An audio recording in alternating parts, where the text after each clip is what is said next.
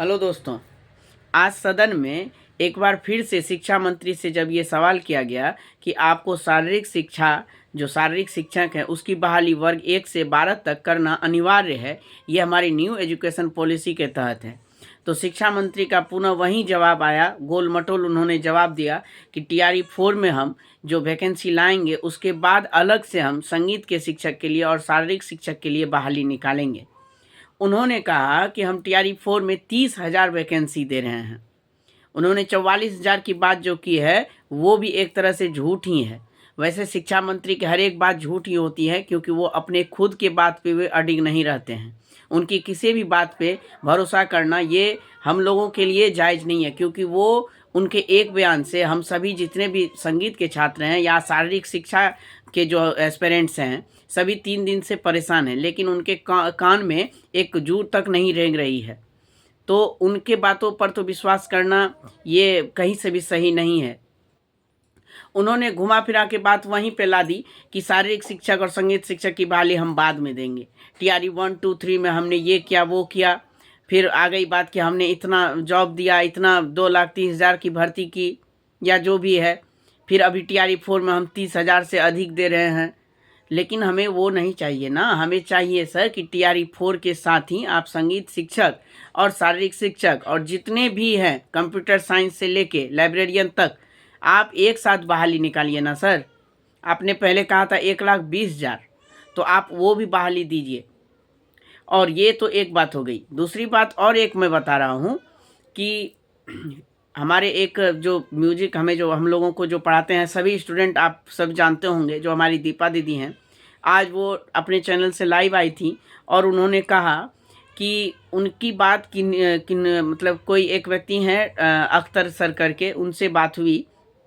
तो हालांकि वो जब लाइव थी तो मैं भी वो देख रहा था, तो मैं भी उनको देखा कि वो डायरेक्ट वो कॉल पे बात कर रही थी और वो बता रहे थे कि ऐसा नहीं है, आप टीआरई 4 बिना संगीत के ला ही नहीं सकते हैं। क्योंकि जितने भी हमारे जो एक डाटा मैं आपको बताता हूँ कि हमारे जो बिहार राज्य में है तकरीबन 29,000 मिडिल स्कूल्स हैं, 29,000 मिडिल स्कूल्स हैं और 9,000 से अधिक हाई स्कूल्स हैं।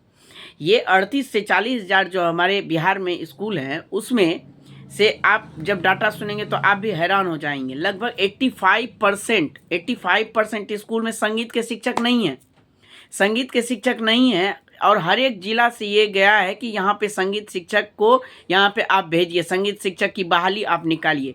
तो सर आप कैसे संगीत की बहाली को आप रोक सकते हैं टीआरई 4 में? ये इतना बड़ा आप काम नहीं कर सकते। ये तो सरासर मतलब नाइंसाफ़ी है। 1.5-2 वर्ष से जो एकदम लगे हुए हैं उनके साथ तो आप बिल्कुल ये गलत कर रहे हैं।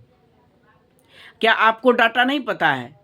आपको डाटा पता है लेकिन आप समझ नहीं पा रहे हैं, आपको आप तक बात नहीं पहुंच रही है, या आप जो है सभी बातों को देखते हुए नज़रअंदाज कर रहे हैं। हमारे जो बिहार के शिक्षा मंत्री हैं श्री सुनील कुमार जी, तो आप प्लीज़ ऐसा ना करें। आप सभी डाटा को देखकर जहां भर्ती की आवश्यकता है 85% अभी शिक्षक वहां पे जाने हैं, तो आप जो है टीआरई 4 के साथ ही संगीत शिक्षक की बहाली निकालें और ये हम लोगों के लिए जो है ये बहुत ही अच्छा होगा सर। तो आप ऐसा ज़रूर करेंगे, ये आशा है हम लोगों की आपसे। और एक बात है कि 16 फरवरी को जो आंदोलन रखा गया है, दीपा दीदी के द्वारा ही कहा गया है कि 16 फरवरी वो आंदोलन उचित नहीं होगा, जायज़ नहीं होगा हमारे संगीत के लिए। संगीत के लिए जो हम लोग आंदोलन करेंगे उसमें वो आंदोलन को मिलाना सही नहीं रहेगा। तो दीदी ने एक डेट फाइनल किया है 14 फरवरी को। तो जितने भी हमारे संगीत के साथी हैं, देखिए मैं 16 फरवरी के आंदोलन के विरोध में नहीं हूँ। 16 फरवरी के आंदोलन में आप लोग बेशक जाएं, जिनको जाना है वो बेशक जाएं, हम भी जाएंगे। लेकिन दीदी ने जो कहा है 14 फरवरी के आंदोलन को लेकर जो एक डेट फाइनल किया है, जो अख्तर सर बात कर रहे थे, जो अंदर की बात उन्होंने बताई, वो बात सुनकर लगा कि नहीं, बिल्कुल हम लोगों को एक स्पेसिफिक डेट में अपने संगीत को लेकर रोड पे उतरना है और अपनी बात सरकार के कानों तक पहुंचाना है। तो उसके लिए हमें अपने संगीत के छात्रों के साथ ही 14 फरवरी को आना होगा, एक साथ मिलकर आवाज़ लगाना होगा। तो दीपा दीदी के द्वारा ही डेट फाइनल किया गया है 14 फरवरी। तो बिल्कुल हमारे जितने भी संगीत के साथी हैं, आप सबसे हाथ जोड़कर रिक्वेस्ट है कि 14 फरवरी को ज़रूर आइए पटना।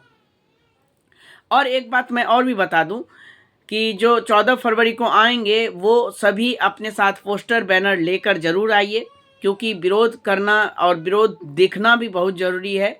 वो पोस्टर बैनर में हमारे संगीत को लेकर आप स्लोगन लिखिए कि संगीत को प्राथमिकता में लाया जाए, संगीत के को अनिवार्य रूप से TRE-4 में बहाली की जाए।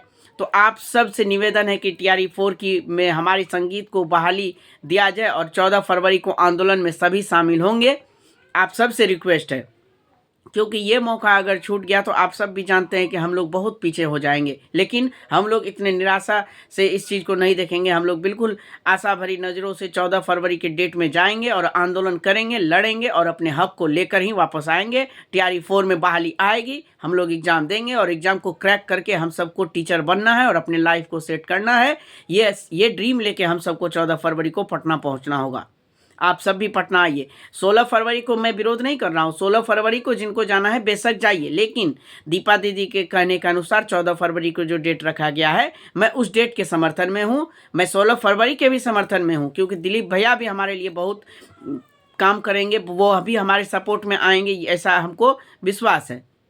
लेकिन दीपा दीदी के कहने के अनुसार 14 फरवरी को मैं और मेरे जितने भी साथी हैं संगीत के पटना पहुंच रहे हैं। आप सब भी पटना जरूर आइए, जो भी हमारे संगीत के हैं या फिजिकल हैं या कंप्यूटर साइंस से हैं या लाइब्रेरियन हैं, प्लीज़ आप लोग भी आइए। आप लोग का भी साथ होना जरूरी है और सभी के मांगों को लेकर हम सब मिलकर एक आवाज़ उठाएंगे, क्योंकि एकता में बल होता है, ये सब हम लोग बचपन से ही जानते हैं।